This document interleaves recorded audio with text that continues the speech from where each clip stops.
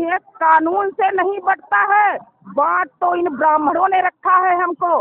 किसी को चमार, किसी को पासी, किसी को धोबी, किसी को धानुक, ऊंच नीच जातियों में तो इन्होंने ही बांट रखा है। किस ग्रंथ में लिखा है? अरे ग्रंथ किस भगवान ने लिखा है? पंडित कहते हैं ये मुख से पैदा है। भैया क्या आज तक विज्ञान फेल हो गई? मुंह में कहाँ से गर्भ होगा? और उनकी माएँ जो कहते हैं कि मुख से पैदा हुए हैं, तो उनकी माओ ने क्या गर्भ मुंह से रखा है? मुंह से गर्भ धारण किया है? छत्री कहते हैं भुजाओं से पैदा है। ये तो इस भुजा में कौन गर्भ रख सकता है? हमारे दलित समाज को कहा पैरों से पैदा। अगर वो शोषण नहीं करते हैं हमारे पिछड़े समाज पर, हमारे दलित समाज पर, फिर वो विरोध क्यों करते हैं? अगर वो शोषण नहीं करते हैं तो वो विरोध क्यों करते हैं? अगर उनको ये नहीं मालूम, अगर वो बराबरी का दर्जा कहते हैं कि हम सब बराबर हैं, तो बराबर है तो हमारे देश में इतने मंदिर बने हैं, उसमें किसी और बिरादरी के पुजारी क्यों नहीं बनते? सिर्फ पंडित ही पुजारी क्यों बनता है? तो कानून जो है उस पर काफी विवाद चल रहा है। पहले सरकार ने यूजीसी कानून लागू किया, उसके बाद में फिर से कुछ लोगों ने विरोध कर दिया, तो यूजीसी कानून पर जो है पूरी तरीके से सुप्रीम कोर्ट ने रोक लगा दी है। यूजीसी कानून किस प्रकार बहुजन समाज के लिए अच्छा है, और जो समाज उसे विरोध कर रहे हैं तो उसका किस प्रकार उन्हें विरोध करना चाहिए कि नहीं करना चाहिए?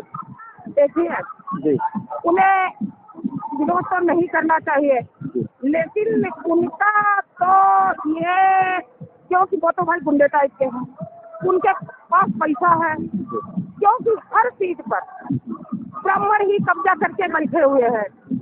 क्योंकि अगर देखा जाए तो न तो हमारे ओबीसी के भाई उस जगह पे हैं, न तो हमारे दलित समाज के भाई हैं, और इसी चीज को रोकने के लिए वो यूजीसी का विरोध कर रहे हैं, क्योंकि कोई भी दलित समाज का या ओबीसी का बेटा या बेटी पढ़ के उस जगह पर न पहुंच जाए। क्योंकि यहाँ से गांव से तो पढ़ के जाएगा, जब वहाँ पे पहुंचेगा तो वहाँ पर उन्हीं के लोग बैठे हैं, सावंतवादी विचारधारा के। इसीलिए वो नहीं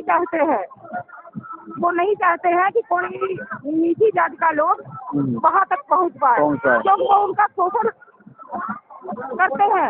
अगर वो शोषण नहीं करते हैं हमारे पिछड़े समाज पर, हमारे दलित समाज पर, फिर वो विरोध क्यों करते हैं? अगर वो शोषण नहीं करते हैं तो वो विरोध क्यों करते हैं? अगर उनको ये नहीं मालूम, अगर वो बराबरी का दर्जा कहते हैं कि हम सब बराबर हैं, तो बराबर है तो हमारे देश में इतने मंदिर बने हैं, उसमें किसी और बिरादरी के पुजारी क्यों नहीं बनते? सिर्फ पंडित ही पुजारी क्यों बनता है?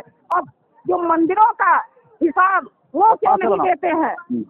भाई मंदिर में पंडित बैठा है, पैसा सबका लग रहा है। अगर सब बराबर है तो ये भी तो देखे कि 85% लोग वो बेरोजगार है, गरीब और गरीब होता जा रहा है, पैसे वाला और पैसे वाला होता जा रहा है। बराबरी कहाँ से आई भैया? आखिर वो विरोध तो करेंगे, क्योंकि उनको भी अंग्रेजों की तरह हमारे देश को गुलाम बना के रखा है।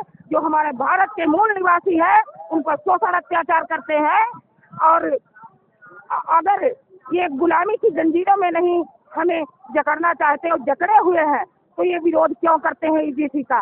यूजीसी में कौन सी उनकी हानि होने वाली है? तो क्या वो शोषण नहीं कर पाएंगे? अरे हत्या शोषण तो वो ब्राह्मण लोग अभी भी हमारे लोगों का कर रहे हैं। वही चीज है कि जो देखिए इस समय जितने भी, जब से मोदी जी बीजेपी सत्ता में आई है तब से जितने भी कानून आए हैं लोगों ने बहुत भरपूर जोर किया, ये सब अच्छी नीति के कानून है। लेकिन यही एक बिल ऐसा कि अगर आ गए लोग, उनको ऐसा लग रहा है कि समाज के लोगों का ये कहना है कि लगातार जो है हिंदुओं को बांटा जा रहा है। ये हिंदुओं को बांटने का जो है कानून है, इसमें हिंदू बांटने का कानून कैसे हो गया? देखिए ये बात आपने बहुत अच्छी पूछी है, तो मैं इसे बताऊंगी। अरे ये कानून से नहीं बढ़ता है, बात तो इन ब्राह्मणों ने रखा है हमको। किसी को चमार, किसी को पासी, किसी को धोबी, किसी को धानुक, ऊंच नीच जातियों में तो इन्होंने ही बांट रखा है। किस ग्रंथ में लिखा है? अरे ग्रंथ किस भगवान ने लिखा है?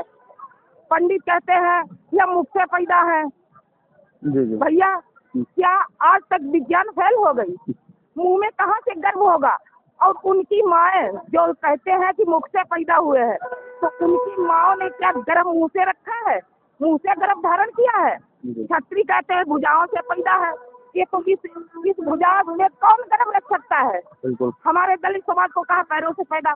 अरे वो तो हम सब जैसे पैदा होते हैं वैसे ही हम नॉर्मल से पैदा होते हैं। तो ये ऊंच नीच और भेदभाव कर तो ब्राह्मण ही रहे हैं, इन्होंने ही तो हमारे समाज को बांट रखा है। ये बताइए भैया कि ऐसे तो कहते हैं हम बढ़ जाएंगे, यानी ये वोट कन्वर्ट करने की बात करते हैं या वोट बांटने की बात करते हैं। इंसान तो इन्होंने ही बांट रखे हैं। अगर ये हिंदू मुसलमान क्यों करते हैं, ये सिख ईसाई क्यों करते हैं, ये ऊंच नीच क्यों पैदा करते हैं। अगर इनको बांटना नहीं है, बांटते तो ये ब्राह्मण ही है हमको सबको। भाई अपनी थाली में खाना नहीं खिलाएंगे, हमारे यहाँ खाना नहीं खाएंगे, हमारे अंदर छुआछूत हमारे समाज में फैला दी है।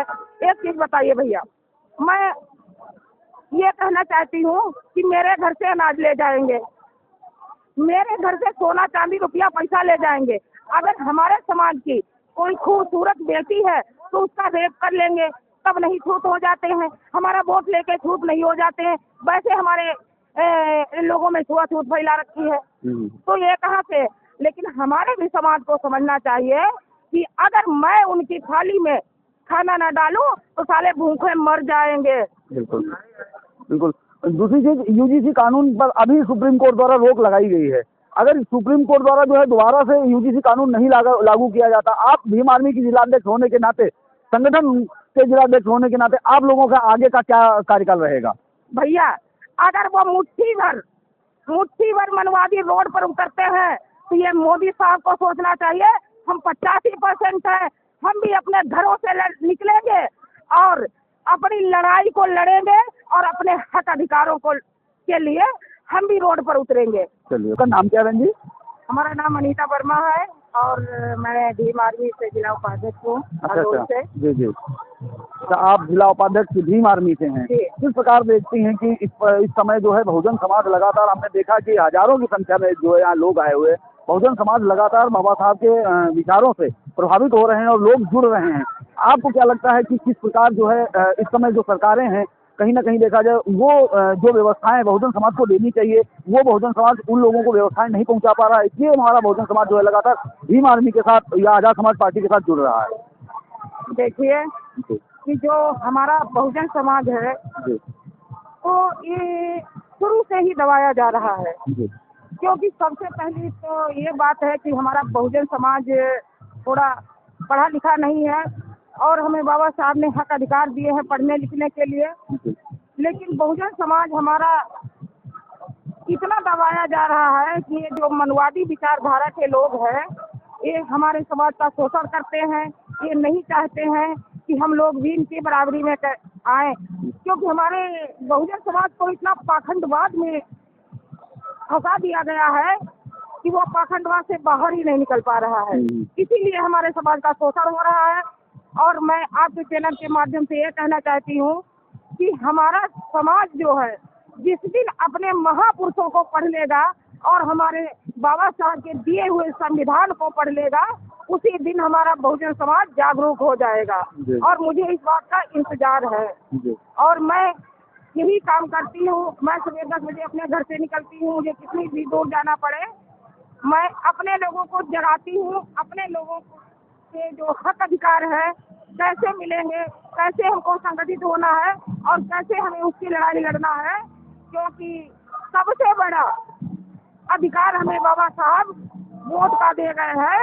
इस वोट की ताकत पर हम अपने हक अधिकारों को ले लूंगी और अपने चंद्रशेखर भैया के लिए वोट करूंगी।